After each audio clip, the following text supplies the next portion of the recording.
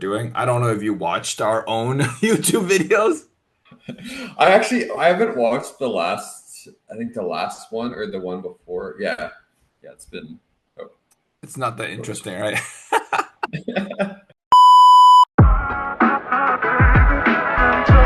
I don't know if you're like me, yeah, like where it's like when you create content and then you hear back your voice, there's always some level of like you just don't like it as I much. understand. I don't like I think we talked about this before. I remember telling you like I don't like the voice of the podcast of myself. I don't like it.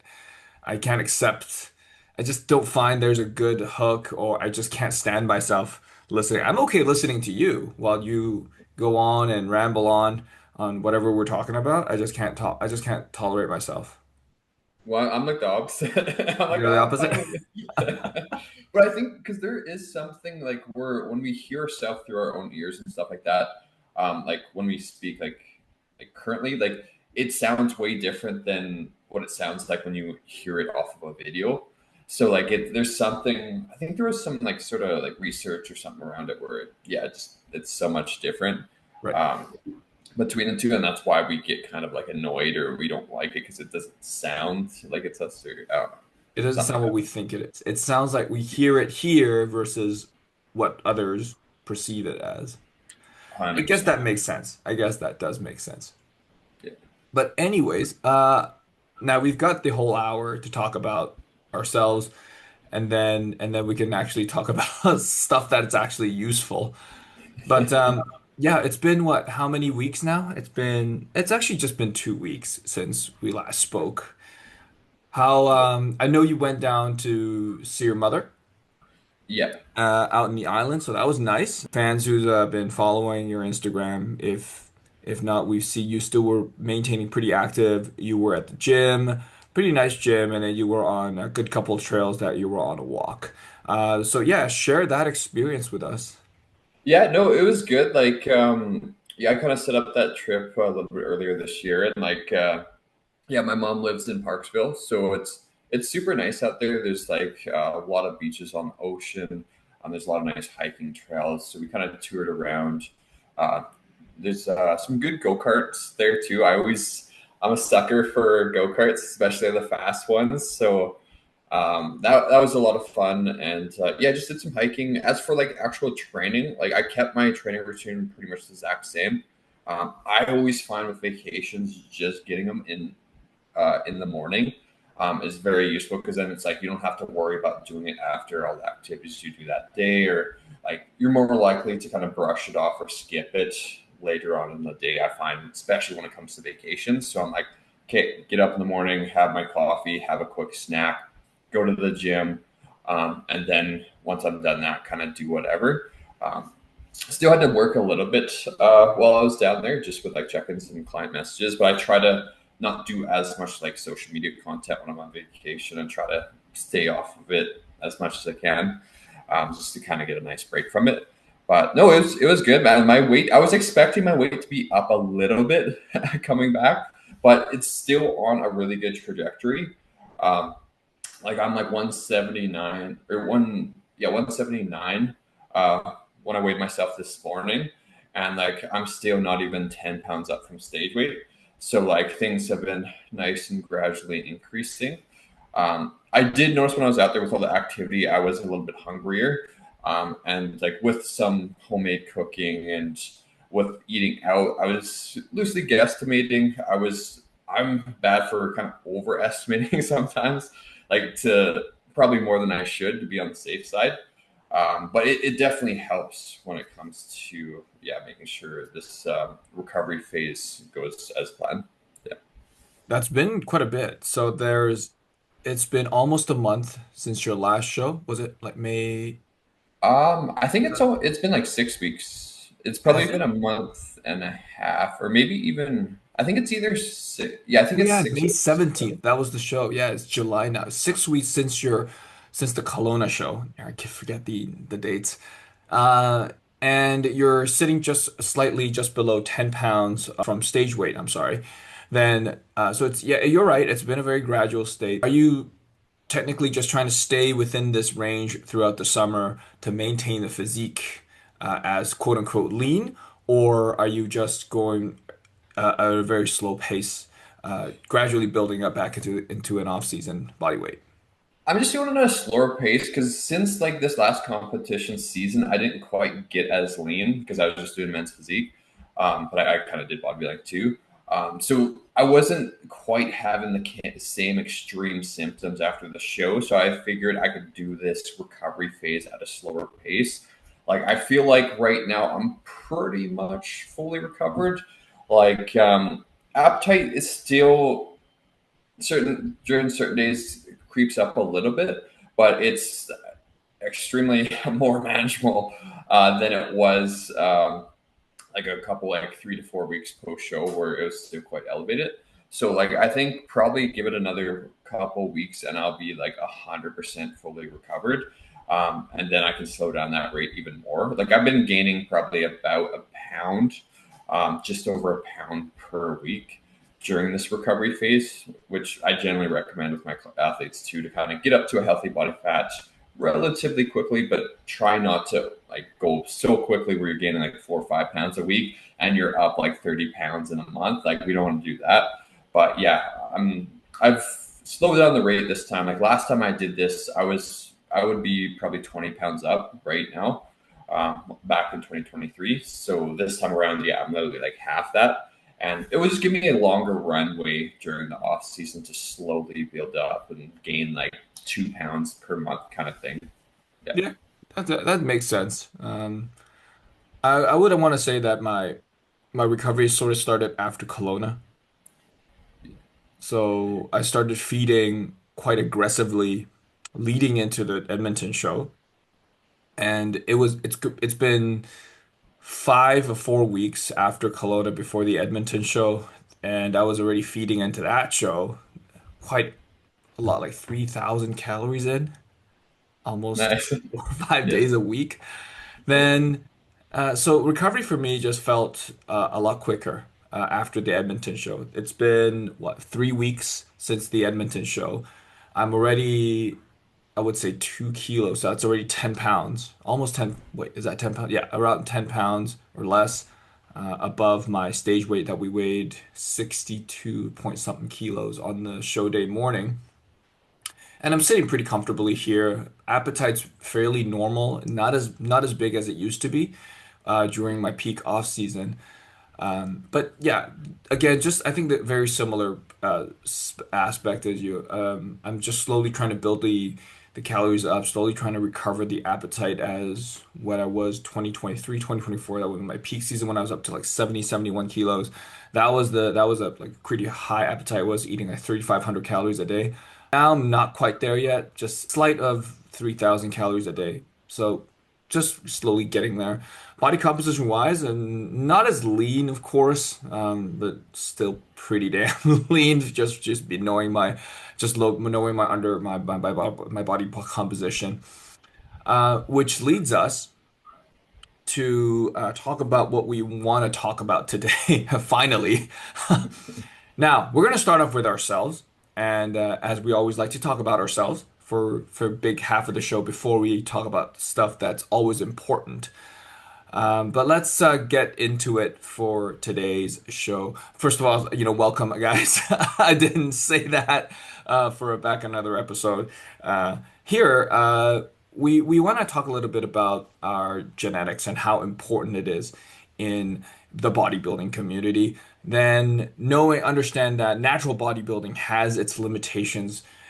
So genetic will play a bit of a role, rather enhanced or a natural bodybuilder. However, let's talk about our own genetics, and then we'll probably dive a little bit on other influencers or other bodybuilders who'd be really, really interesting. So let's talk about you first. We always want to talk about you. Now, I'm just looking online. So if you guys want to see, just go ahead and go to Google and search for Brandon Emsley. You'll find him on Google under photos. You'll find plenty of photos of himself, selfies and stuff like that. So let's talk about you first. Okay. Now, Yeah. so just to assess for your physique. Now, everybody's very built very differently. What would you say what would you say structurally your physique will actually look like? I'll let you do the honors in assessing yourself. Yeah, so like structurally, like I'd say I have like pretty decent genetics, like especially in like the abs. Like they just work out really well. They're very symmetrical.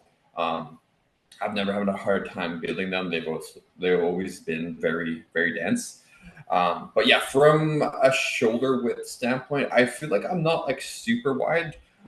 With like my clavicles, like I feel like I have pretty average like clavicle lengths, and then my waist is probably a little bit wider than what you generally want for like a bodybuilder competitor. Um, so yeah, I would say like abdominals, like my rectus abdominis muscles are very well developed. They've always been like a genetic strong suit for me. I would say like shoulders are pretty solid for me, especially like that anterior delt. I've always never had an issue growing that, but I think it's because of the way I used to train, where I was very shoulder dominant with a lot of my pressing. Mhm. Um, and then Let's talk about yeah, your in terms back. of my back, I would say back is pretty good. Same thing though. Like I feel like I can get some pretty good density with it, but I don't have that same width as some of those guys on stage with their like very wide shoulders that really emphasize that taper. So I feel like I have a decent amount of muscle back there, Mhm. but it doesn't give quite as much of a taper as I've seen in a lot of individuals. Um, but I think that could be due to like the slightly wider waist also playing into that. If my waist was or my hip bones were a little bit tighter in, I would get more of that taper. But yeah, so I would definitely say like my arms, my shoulders are a pretty big strong suit.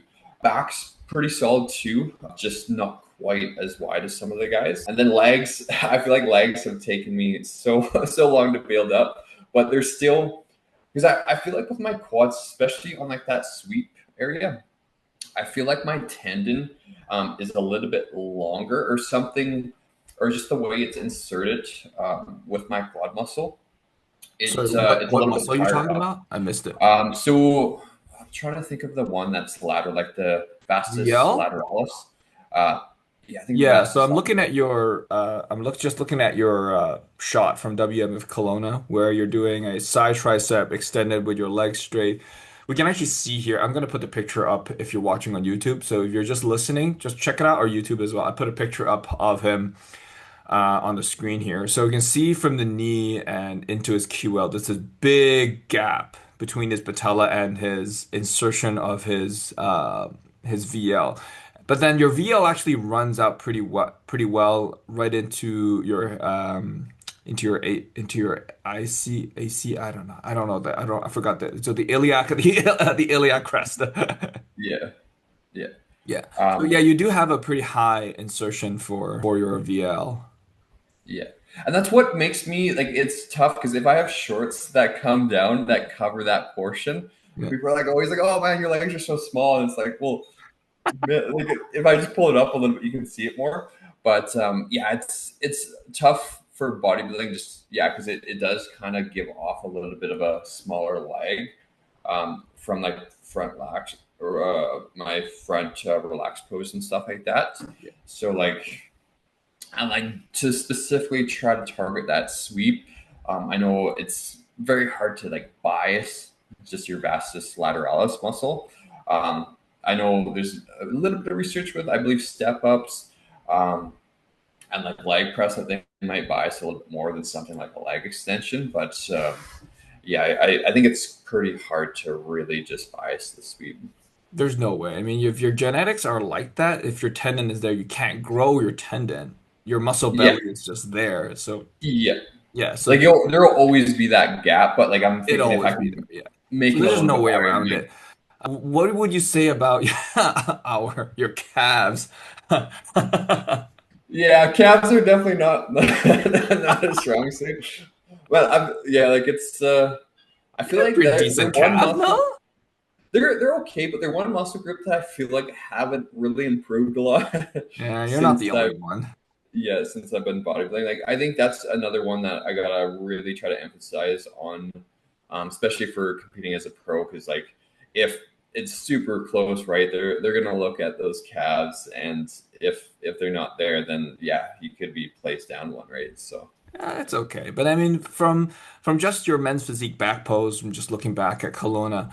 Now, let's just talk a little bit about what you mentioned before, your chest or your clavicle wise. I agree with some of the things that you did mention. Your anterior delts are very well developed, and I think you suffer something very close to what another influencer that we may talk about is your chest is not as dominant as the rest of your body. We're not sure if it's just the length of your clavicle or it's just how your muscles like to be built. The chest is a little bit more flatter compared to the rest of the body. Yes, your abs are extremely dominant. Your obliques are extremely dominant. Your lats actually are pretty well developed too. It kind of wraps around into the front, so you can actually see your lats actually pop up and around into your serratus, which is very rare. You've got a lot of very good detail in your back. It comes out, it pops out at us. Your insertion for your lats are actually quite high. So there's this big gap between your hip into the bottom of your lats, which pops out, which is very nice. It gives a lot of detail under your rear delts, and your traps actually pop up at us a lot. Calves are pretty decent, so I would say your back pose is one of your stronger suits as well as your side pose for men's physique. So that's pretty much what I have to basically assess I your would say arms. like Yeah, with the post like I posted up when I had my arms like no hand on hip, I feel like that looks so much better for me. But then when I do put that hand on hip, I think with just that a little bit of tightness in the shoulder, probably tightness in like the external rotator cuff muscles, that it kind of folds over a little bit. Like I did notice when I looked at the photos, like it just doesn't look quite as um, symmetrical when I have that hand on hip. I guess most people it doesn't look perfectly symmetrical, yeah. but that's definitely one that I got to work on and just make sure that I can get those lats up, get those delts to pop. Because like my I feel like my delts pop so much more when I can have them both up like that. But when I have that one hand on hip, that shoulder just starts to fade away a little bit. Yeah, it's normal because once you took that one hand on hip, it messes up your shoulder from your left and right arm, and that's kind of how it messes it up. Yeah. That's also the hardest part in YWMBF once you have one hand on hip. It could be a lot of other reasons as well, but that's one of the things that it's hard to pull off. That's going back to pretty much that's your physique, and from what we talked about for men's physique, then and what the criteria is. I mean, criteria is one thing, but looking at it as a whole is probably another. I would say that you will have, pretty elite genetics for this sport. I would consider you having the pretty good genetics in one thing.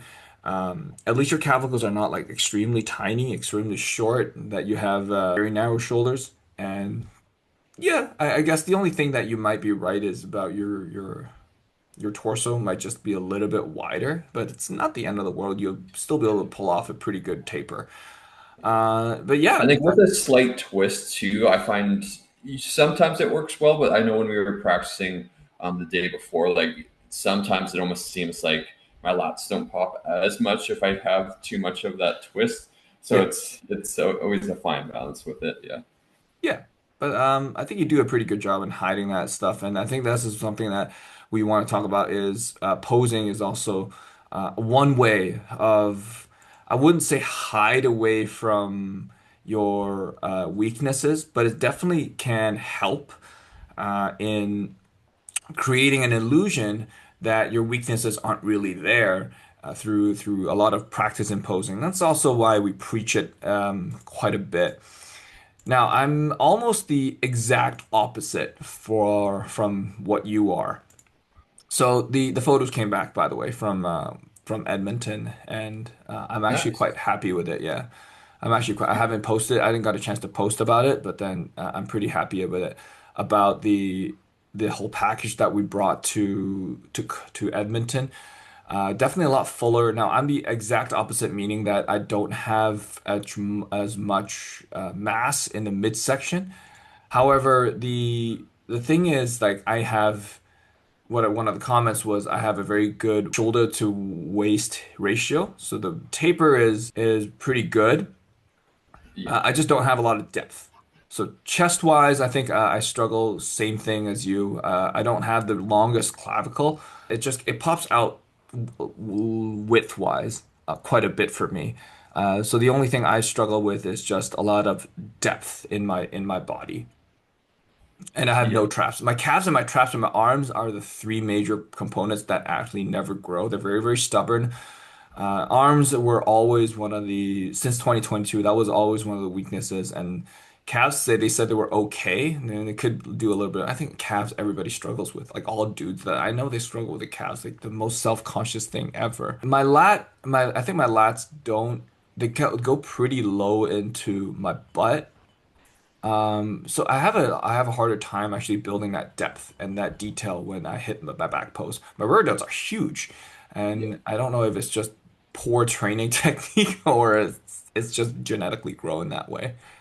Because Uh, man, like your taper from the back is insane though. Like it goes like, especially with your waist being so small, like that taper is like really, really good on you from the back. Like, yeah, if you can get some more density with like your lats and everything, um, I think that's gonna really, really show for you on the pro stage, man. yeah, I hope so too. I hope so too. My legs. Let's not talk about that. Um, I then don't think I've actually ever seen you like. Have you hit like a front relax pose and side relax and like side chest pose? I don't know if I've I ever seen have. you. I just don't do it on Okay, camera.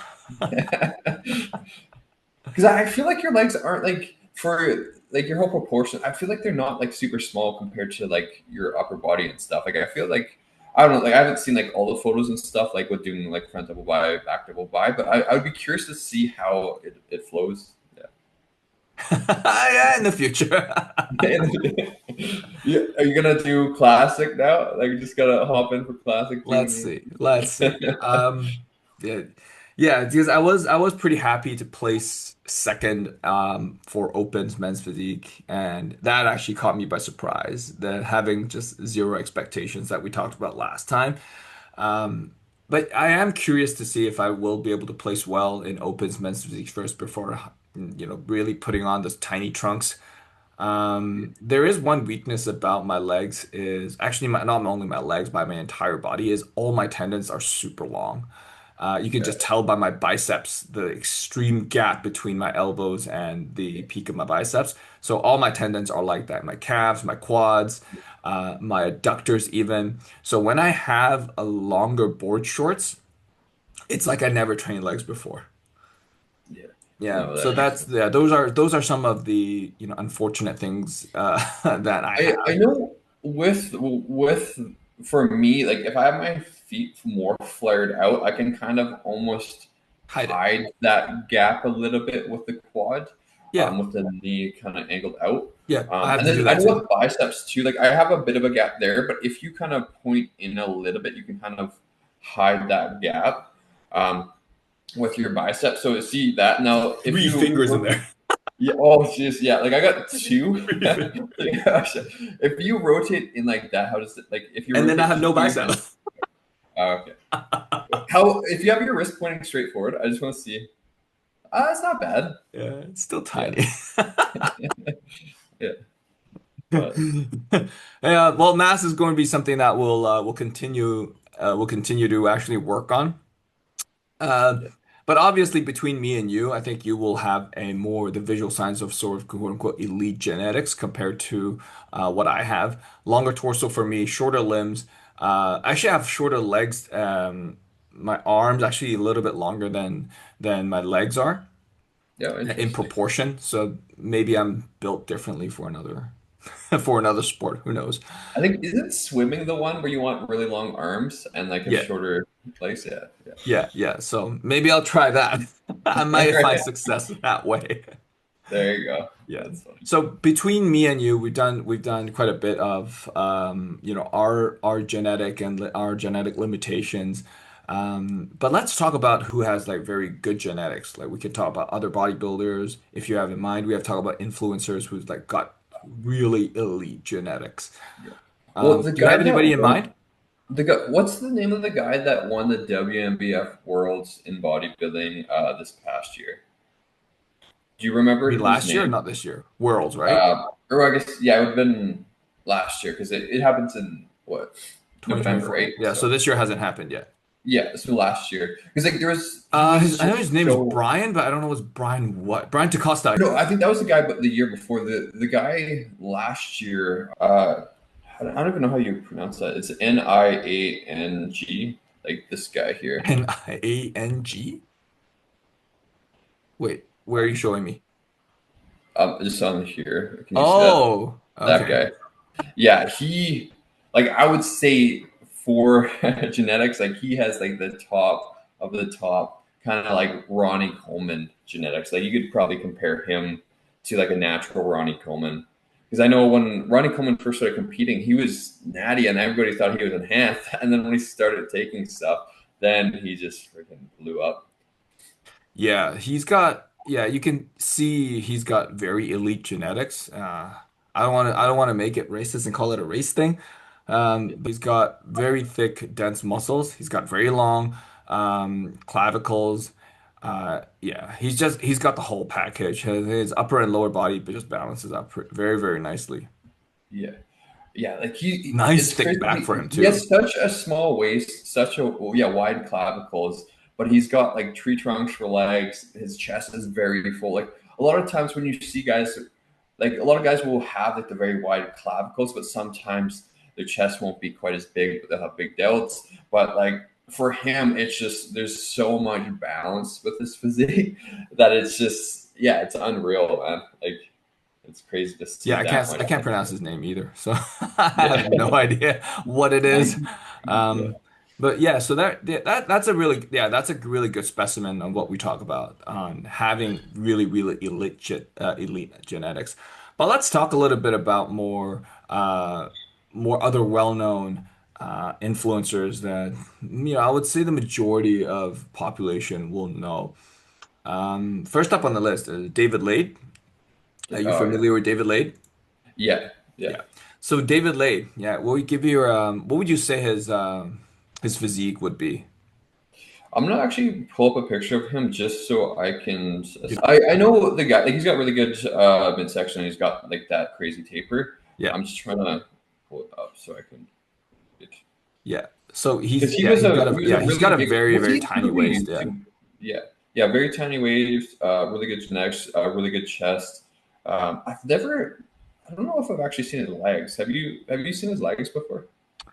No, but let me pull up some pictures. So David Lade, let's see, let's look.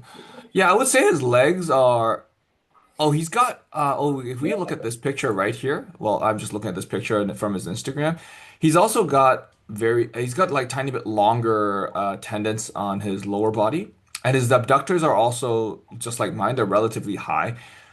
Yeah. Yeah, Yeah. so I would say that his legs or his body type is very similar to the more skinny and leaner type. He's got very wide, he's got a really tiny waist, so his ribs are just tiny and he managed to have a really long clavicle, so his waist and shoulder ratio is insane. I would say his legs and upper body does match. He's not, overly skinny legs. He does train them, but yeah, this is another I think a really good specimen of what we say of really good genetic. He's a very tall, usually has like longer limbs, but maybe he's an exception. Yeah.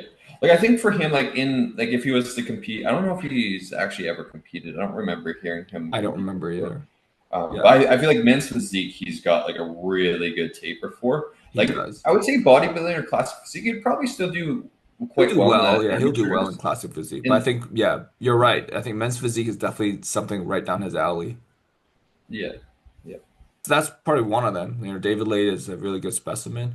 Jeff said, oh, that's a good one. Yeah, just said, not Jeff yeah. said a very similar body type as David Lade, I would say, but he's much thicker. Yeah.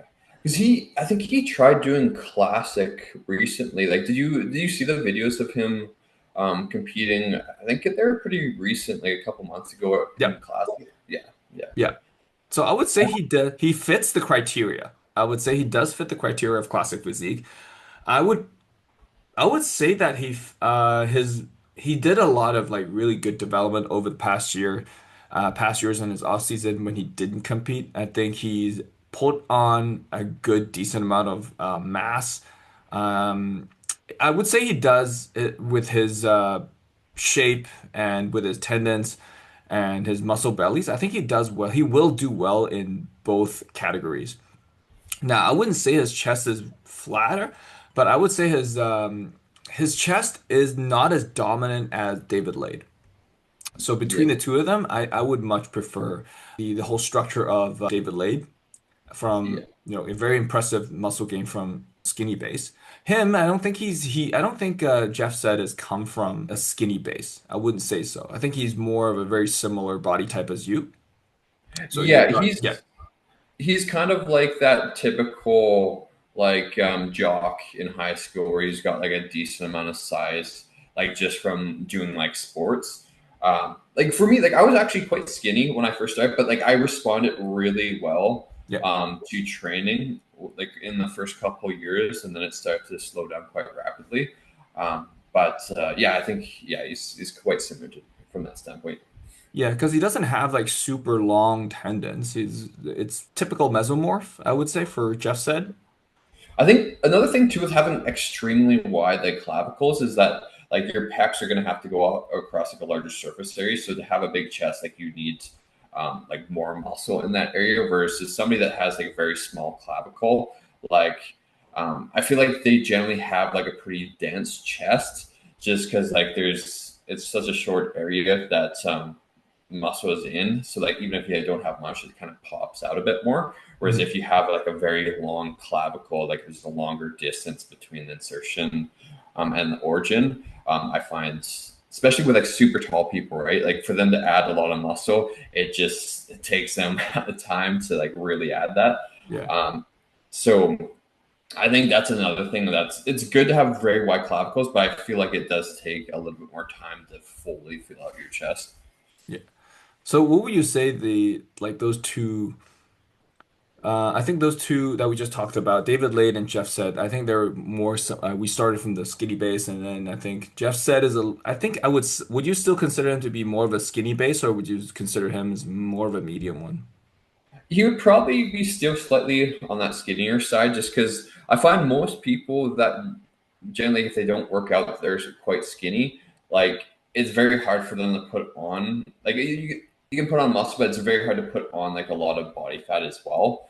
Like you for I feel like a lot of us when we are starting on the skinny side, eating is usually the issue for putting on muscle. It's not really like the training. Like we usually like especially if we're training consistently. Yeah. We're able to push hard and stuff, but it's just getting enough food in to create that surplus to continue adding more tissue. Yeah. That's usually the hardest thing. Whereas individuals that there's like individuals that have the opposite where like they can put on weight like super easy. They generally put on muscle quite easy too, but when it comes to taking off the body fat, that's a little bit more difficult for them. Their body fights a little bit more since they have that kind of higher body fat set point. So there's always that positives and negatives of both sides. Yeah, which really brings up to our next contender. It's very difficult for us to our body to respond on where we want the muscles to actually grow. So our next contestant here, not contestant, our next guy is Tristan Lee. And he pretty much, not lean year round. He's got a very competitive physique at a very young age. I think it was like what, 15, 16 year old. Now, Yeah, just by looking at his physique, he's working with I think Jared Feather now, and he's put on like a good amount of size. And Greg 2 Second made a video on him, his transformation within like a very short 10 months, which we're not going to talk about. But I think the one of the bigger things on him is he's just naturally got a very flat chest. Would you consider him elite genetics or yeah, like because like yeah, like he holds a very lean physique. Like year round, even when he was bulking, like it didn't look like he put on like that much body fat during even his bulk. yeah, But yeah, I think he's definitely a hyper responder when it comes to muscle growth. Like he can gain a lot of muscle compared to like the average individual. They probably would gain maybe like half the amount of muscle Yeah. that he can put on. Um, but he is also smaller, so like the origin and the insertions are a lot closer. So a lot of times these individuals that are shorter and stockier, they tend to just look very dense, and that's why you see a lot of these bodybuilders on the IFBB stage, or like they're actually quite short. Like Yeah. if you stand next to them, like they're shorter, I would say, than like the average person. So like, but they're so wide and so thick and so dense. So I think there's an advantage just from the standpoint of just having that density when you are on that shorter side, just due to those muscle insertions and origins being so much closer together. Um, I think he's kind of one of those individuals. Like if he was to like hop on gear and like try to compete as an IFBB pro, like I feel like he would probably be able to get extremely dense.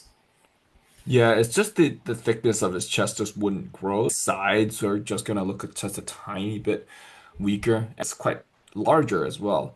Um, so for sure, I would consider, I would say his, men's physique is definitely not really up his alley. Yeah, Yeah, but yeah, bodybuilding, or I'm not sure about classic physique. I think bodybuilding would be something that he'll fit better with. He's got like a very thick and huge back, which I think yeah. that's his very strong. So his legs are very very well developed. His arms, his delts, and everything is just his chest is just very stubborn. It's likely, yeah, a genetic thing for him. Like I wonder. I haven't really seen him train too much, but yeah, if he's under Jeff, um, Jared Feather, not yeah. Jeff, Jordan Feather, yeah, Oh, he managed to accomplish that pretty well by himself just during those bro training. And then I think over the past year or year and a half, he joined the team RP and he made very significant changes with just a good tempo training and just very basic things that we consider we do natural bodybuilding wise. We just the quality of every rep, load management, volume management, and just the technique wise, and he made some significant improvements. So yeah, good for him. one thing too that I noticed with RPE or RP, um, is with their chest training, they really encourage like an extreme arch with the back and trying to pump the chest up as much as like humanly possible. I do notice because what I've been doing lately, like I think we chatted about this a couple podcasts ago, is just having a flatter back when pressing, and like keeping the ribs slightly down and more stable. Um, and I've been noticing my chest has been getting a lot more sore than usual. But I used to chest the same way that they kind of promote it, with trying to arch as much as you can, pull shoulder blades as far back as you can, and really focus on just getting as much of a range of motion as possible at the bottom. And like I found that doing it the way I'm doing currently, like especially um, at, closer to like my sternum, like I've noticed like I've been getting a lot more sore here Yeah. compared to in like more of the um, the attachment to your humerus. Like I've been getting quite a sore like in that range, in that portion of my fibers. So like that's where I'm thinking, like if I'm the way I'm training right now, I don't know if it's actually possible to actually. Well, I think because wasn't there some research on like training in the lengthened position may cause greater growth in the distal and then the proximal? Like I keep getting those ones mixed up. Is distal the one that's Distal is further like, away? yeah, distal is this one. Proximal Yeah. is Okay. Yeah. So like the short bias stuff would say, or they theorize that it may cause more hypertrophy, more proximal, whereas like training in a longer length may cause more hypertrophy in more distal fibers. So like that's where I'm thinking, like if the way I'm training right now, if it's leading to a bit more of a short and biased um, range of motion, which may potentially create a little bit more thickness closer to the sternum. This is all just like a theory, but like I don't know if that's something that you you've ever thought about, or Yes, yes. So I sort of listened to a very similar research they were talking about, but it's not for the chest. There's very little research for just upper body, just due to the muscles are smaller and there's just a lot more other muscles that take part in it. So they did it for the hamstrings. yeah, And the hamstrings one I think is what I listened to is where the lengthened versus the shortened part of it, and they saw much more growth at lengthened for but yeah, you're right, for the distal version of the lengthened of the hamstring they saw a little bit more growth, and that's why they were talking about the seated leg curl and the lying leg curl differences. So and what RDL was doing and what was the point of the RDL, and that was the article that I was listening to. But yeah, then you're right. The concept, the theory of the lengthened is more distal. That creates more tension there, and that's what I think was a very similar yeah. uh, training aspect. Because I think with like same with the lats, like, they haven't done any tests really on the No, not for lats the for the lats. No. checks. I don't think even for the Bicep, delts. yes. Bicep, I know tricep, they they did have. the It's yeah. yeah the biceps, the triceps. I believe they have. I don't think they have for the delts, No. or maybe There's actually just no. I too think they much might there. have. I think they might have done one for the delts with like the making it more lengthened by versus like the just a regular dumbbell, and they show that Was it the the bench press one? I think there was one on cable ladder raises versus dumbbell ladder raises, and they found the same muscle hypertrophy. I don't know Yeah. if they checked like the region of the delt where they saw more growth, The one by Menno? or if it was just in the same area. But yeah, I Yeah, would I have think to it's the look one by into that Menno. more. What? I would have to look into that more. But what Yeah, were it's you okay. saying? Yeah, I think it's the one by Menno. I think. I can't be 100% sure. Then I just remember RP was just talking about that it was just harder, like where the tension was higher between the dumbbell and the cable lateral raise. I think it's just the profile differences, I think. And then at the end of the day, they just tell you, oh, you guys just go do both. Let's talk about one more genetic freak. Okay. Somebody very dear to us, Will Tennyson. Uh, Yeah, yeah, yeah, yeah. man. Let's talk about him. He's one dense dude. Like I think he's one of those guys that just like to put on muscle isn't as much of an issue. Yeah, It's more pulling off the body fat. It requires a greater degree of discipline just due to his legs just taking their sweet time for the body fat to come off and like the suffering required to get his legs very conditioned. I see that in a lot of people, like even like Tappy, like he has so much density, but it seems like the legs, like especially in like the glutes and hamstring area, it just requires like a more significant amount of effort to get that last little bit off, which for most people it does require a lot of effort. But I do notice with some really big dense guys, especially if they're more what you what is that? My brain is not working today because you got your ectomorph, you got your mesomorph. mesomorph, Is it the and you've got mesomorph? your Is like the yeah jaw? Yeah. endomorph. Is that Isn't the endomorph like the people that are just they like? I know like these um, things aren't like proven or anything, but the endomorph isn't that the person that's like naturally more like has a higher Thick. body fat level? Yeah, There's like three different ones, right? The ecto is mesomorph, me. yeah, Ecto is the skinny me, and then there's mesomorph, which is you, and then there's the endomorph, who's the thick one. yeah, yeah, because they generally, I find they don't quote unquote. They would say like don't build as much muscle. They hold on to more body fat. But I do find the mesomorphs sometimes to get extremely to the elite conditioning have a harder time, but the ectomorphs can get to the elite level conditioning a little bit easier, Yeah, though they don't have as much density. So yeah, like it's always interesting. But if you're the quote unquote endomorph, which I don't think that's like you can change what you are kind of in a way like if somebody was quite overweight, you can get to a point where you look more like a mesomorph, right? So um, I would say don't base your training off of or your dieting and all that based off of which one you are, right? So I agree. And honestly, for Will, I got a privilege to see him in person at the Vancouver show. I would say he's a taller dude, and he's like what I think he's your height, what 6 foot or 6'1" or something like that. Yeah. he's rather thick. He's got very full muscle bellies. I would say his tendons aren't that long. I can't say they're not that long. They're very similar to yours. He's actually got a very similar body type as yours. Okay. I would say he's just taller. He's big. Yeah, and he's bigger. He's somehow I think it's just his clavicles are just longer, and so his chest and delts are just it just pops out a little bit wider. But I think mass wise, I don't think you're really that much different from him. Well, do you know how much he was on stage for No. body weight? He Oh, did okay. talk about it. I don't remember. He talked about it on his on the YouTube. I think it was like 170-ish pounds. I think. So he's a very similar body weight as when you did.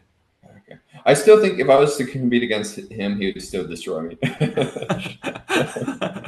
Yeah, I would say from the back pose, I think you guys are very competitive on both. His back pose is also one of his stronger suits. Yeah. Now, this was only his first time. I think over a period of time, if he got more practice, got on stage more with more stage experience, I think yeah, you'll have a challenge. But I think what otherwise he's got very full muscle belly, his lower body and his upper body. His upper body is just his chest is just it pops out so much naturally. And I think that's a really good advantage that he has, that it builds his shoulder and waist, that X frame is just built so much better. So I would consider him to have an insane aesthetic frame, very impressive X frame. Not he doesn't really have a lot of those long limbs that usually tall guys have to go through. But yeah, Yeah, that's something that I would say he's one fine specimen. yeah, man.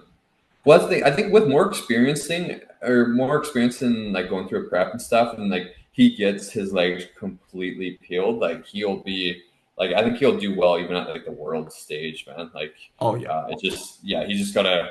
But it's that's one thing about getting that condition. Like even for me, like I've gotten quite conditioned where I've got like faint glute striations, but nothing like dug out. And I know like the suffering required to get to really dug out glutes is something that it takes experience, time, slowly getting there over time. And it's usually not going to happen in your first one or two preps. It's going to probably take like 5 years of competing to be able to get to those levels. Yeah, I agree. Yeah. So what would you say that now we've talked about like very good genetics as we talked about a couple of those case studies, and then we've talked about, not so great genetics and some flaws that we struggle with. Do you think you can out train our sort of bad genetics? I think you can slowly make them look less bad. So like well like again like I don't think necessarily you have like terrible genetics, man. I think it's just like from a like muscle like how much muscle mass your body can hold or like your ability to put on muscle. Like that's where I think your genetics probably aren't quite as good. But like your actual frame, like you have very good balance with your physique. You have a very good V taper with men's physique. Like if you just simply can add more tissue to that, I think you'll do very well. Um, but yeah, in terms of changing, like I've seen a lot of guys with very thick hips for compete men's physique and still be able to do quite well just by manipulating posing and just continuing to add to their delts, to their lats, and to really just continue to emphasize it. I do think if like you're trying to be at the top of the top, like the pro stage, world stage, like poor genetics, unfortunately, you're probably not going to get to that level. I do think if you have poor genetics, there's still a possibility of getting a pro card. Like even like Steve Hall, like he doesn't have the best genetics, but he's got the work ethic.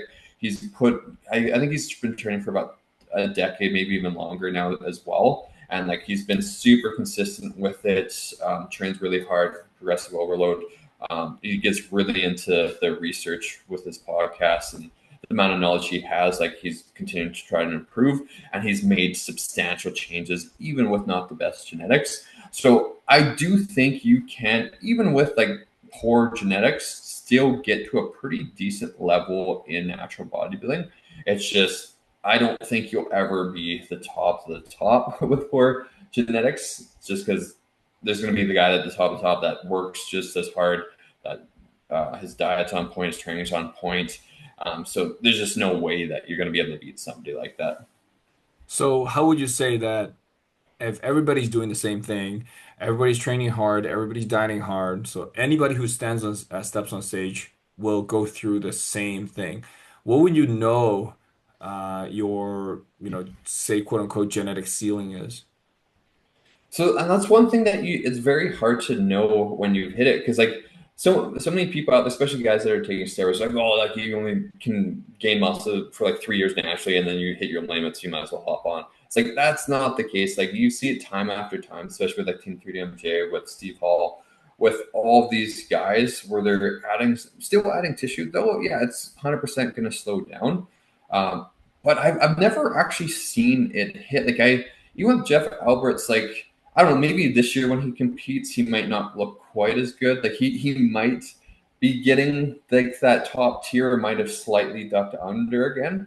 But like there's so many things that you can do. So like did Jeff Alberts train completely optimal, like do everything in his possible power? Like he was stuck with a very, very long time. He's like so it's I don't know. It's so hard to know. Like it's almost impossible to know if you've actually hit your genetic ceiling. So yeah, you can maybe theorize that like you're getting close, but I don't know. I don't think it's like possible to know. You're absolutely right. And 3DMJ, I think even especially the Jeff Alberts, he talked about it a lot. He talks about it in most of the podcasts that they produce in 3DMJ. He's been training for what, 30, 40 years now? His first bodybuilding show when he was very young in his early, like mid 20s or late 20s is his first bodybuilding. And he's still competing until now. He's what, 50 something now? Yeah, I think he's like 54 or something like that. Yeah. So well into 30 years of competing, my math. But then, and he still says like I think there was one episode when Jeff and Eric and I don't know who else they were talking, and then they were saying that he maybe hasn't reached his genetic ceiling because you'll never know. But you will peak. Your body will peak at a certain age, uh, when you step on stage, and you might not do well in that particular show in your peak, but it varies every single show. So I think you made a really good point is a lot of individuals who wants to buy time and they don't want to put 30 years of their life into bodybuilding just to reach potentially their peak and they just hop on PEDs. Now there's something that I probably will bring up if they do hop on PEDs, will that erase the genetic disadvantage? No. No, no, yeah, Exactly. like well, you're still gonna have the same structure. You're still gonna have probably the same, or like, so somebody if they don't have like the best response to training, some people are like hyper responders, some people are like low responders to resistance training. If you're a low responder to resistance training and you hop on gear, you're likely gonna still be a low responder to the gear. So you might just look like an average or like one of like getting closer to like what an average natural bodybuilder looks like when you are hopping on gear. So I don't think that's a good idea if you're going based off, oh, okay, I have poor genetics, I'm just gonna hop on steroids, then I'm gonna look like Mr. Olympia. Like that's not going to happen. And like, yeah, to even get an IFBB pro cord, especially if you're not putting in as much work and you're just thinking gear is gonna give you it, like that's not gonna happen. So a lot of people try to take that shortcut. And usually the people, especially the ones that just start training and they try to hop on gear right away, they're the ones that don't have these habits built yet. They're the ones that don't really understand muscle growth or understand nutrition, understand proper like sleep hygiene and all this stuff. So they take this gear, and a lot of these guys look worse than a lot of natural bodybuilders. So it's like, yeah, I don't know, it just blows my mind sometimes with Yeah, how some people I just want to agree. take that shortcut. Yeah. But then here's another subjective matter. I know the answer is probably does depend on the individual. But now let's just shy away from bodybuilding first because bodybuilding is something that we talk about and we actually did touch base a lot on if hopping on PEDs just to achieve a a better outcome on the stage if it's worth chasing. Now we've talked about this before, so we're not gonna go into that. But would you think if it's worth hopping on gear just to chase a dream physique? But that you can't possibly achieve naturally. So meaning that you're let's say a beach body, but with just more mass. You're not Yeah. really hopping a lot of gear just to step on stage, but you just want to chase a physique that you know it's not naturally possible for you. Yeah. Like my thoughts around that. Like I still think like give it a shot, like naturally see like try to do all the things right first and just like see because like a lot of times you get a lot further than you think you can if you just start doing the right things and do the right habits. Because like if you don't like if say you think oh like steroids is going to be the thing to get you to like this physique that you want, a lot of times the physique when you say for example even if you get that physique that you want but then like your health tanks a little bit because of like the steroids that you're using or you have other side effects. Like it's like getting to that physique isn't going to be the thing that just makes you happy all of a sudden. Like there's usually something oh you want a little bit more. Like you get to that physique and oh that physique's no longer good enough. You want something better, and then it just spirals into taking more and more stuff. But like with steroids, like there is still some level of work that you have to do to build that physique. Like there is some research showing that even if you take steroids and not do anything, you'll gain muscle.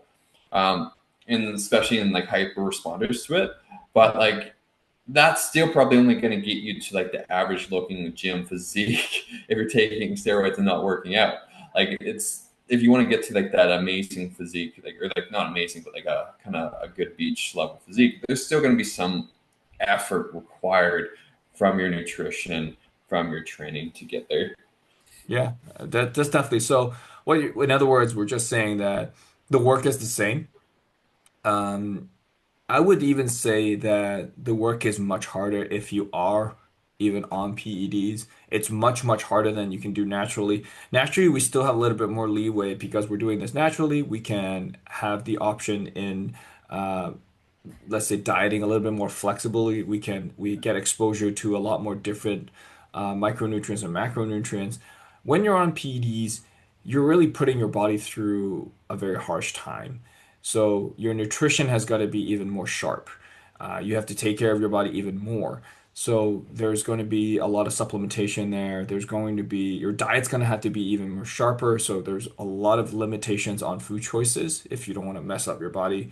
There's also acne and there's also this other downsides to it. Now, I'm not saying that you have to hop on like a whole shit ton of gear. Some gears are just have a very minimal effect, as you said, who depending on if you're a fast responder or a slow responder. Now you're gonna have to test that out. But in other words, what we're saying is naturally you have a lot more leeway, and there's a time frame. Now, for natural bodybuilding, there is almost no end on how far you can actually take your body. You can see Jeff Alberts, he's a very good example. He's doing it for 30 plus years now, and he's still doing it, and he's still growing. You can see a little bit more growth every single, probably year or even 2 years. So maybe what would say your advice would be if someone were to quote unquote test their body naturally, what's a good time frame? To like see how like when you would hit your like limit, like when you would Or get your close your to it. gains will probably slow down. Yeah. So I would say like the first 5 years, you're going to be making like the most progress, 100%, in terms of muscle growth. After that, you'll get some diminishing returns where it's just going to start to slow down over time. One thing though that I notice is like the more advanced I get, the more things I kind of experiment with. And if I experiment with something, like I'll see a little bit more growth or exponential growth during a certain time frame where I start doing that thing. So I do think Alberto Nunes talked about this too, where there's going to be phases in your training where you see quite large progress, and there's going to be different phases where you don't see quite as much. You're stalling out, or maybe you're dealing with like a little nagging injury, where it's just a little bit slower. But so it's going to be a little bit more up and down rather than just like straight linear, or like where it's like kind of coming off and flattening out. Like I feel like it's still going to be have some bumps in the road when it comes to the progress. Uh, but yeah, like for somebody like naturally, yeah, the first 5 years is definitely going to be where you're seeing the most out of your training. Over the course of 10 years, it started to slow down a bit more. And then once you get into like 20 years, I'm sure it'll start to slow down a little bit more. And then like 30 years, like that's probably where you are getting, especially if you're kind of staying up to date with the research, doing like everything quite well. That's probably where you're gonna notice, okay, like if I can gain like 1 pound of muscle mass in a year, like that's pretty crazy.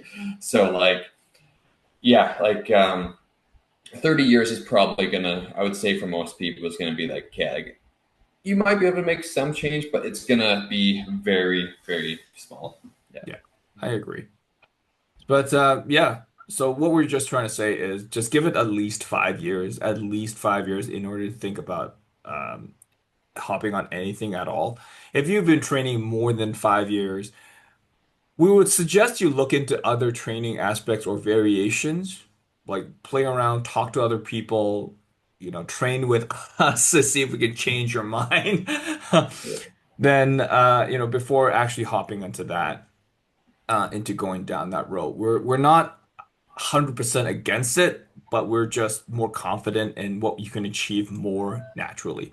So we have our bias, you can say that. But going back to what this episode was actually about is just genetics is something we always preach is now bodybuilding and something is a very big thing that we like to compare each other from others. Now, you can't compare your genetic to others because there's just no comparison. You're genetically born that way. We just want to make this very clear that try not to compare yourself. It's a very dangerous route. So let's not try to go there. Focus on how we can just help you in being just the best version of yourself. That's basically what we all can ask. But we've talked about a good couple of case studies. We've talked about Will, we've talked about Tristan, we've talked about who else have we talked about? We talked about David Lade, we've talked about Jeff Seid. So we've talked about people like in the game who's got really, really good genetics. So I encourage you to leave in the comment section or just DM us who do you think has the best genetics in the game. We'd like to know on who you guys think of it. Let's say natural or non-natural, it doesn't matter. We would like to see it. Comment down below if you and DM us some photos if you want. If you want us to assess, what your potential may be, we're more than happy to do that. But what we're just trying to also add is just yes, genetics does matter in bodybuilding, but consistently the work ethic and I think that matters for what we're trying what was Brandon is just trying to say is just focus on controllables. Your training, it has to be consistent, your diet has to be consistent, your mindset has got to be just in the right spot.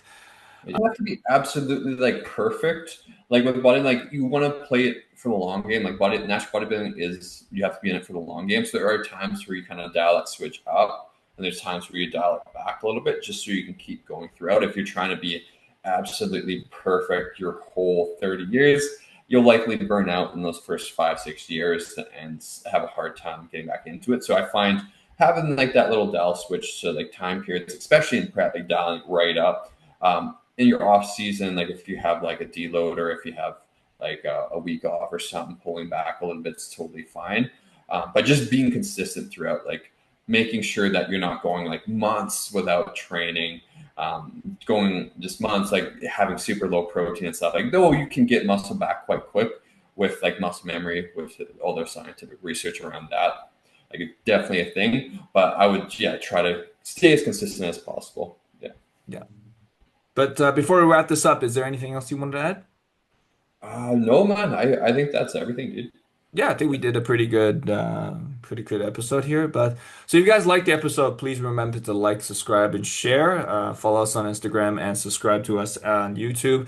Leave us a comment on anywhere on YouTube or on the comment section below as we talked about any good genetics and athletes that you know in the game. We're more than happy to share and follow us on IG. And that's will be all for today. Thanks for tuning in, guys. We'll see you guys next time. Okay. See you All right. guys.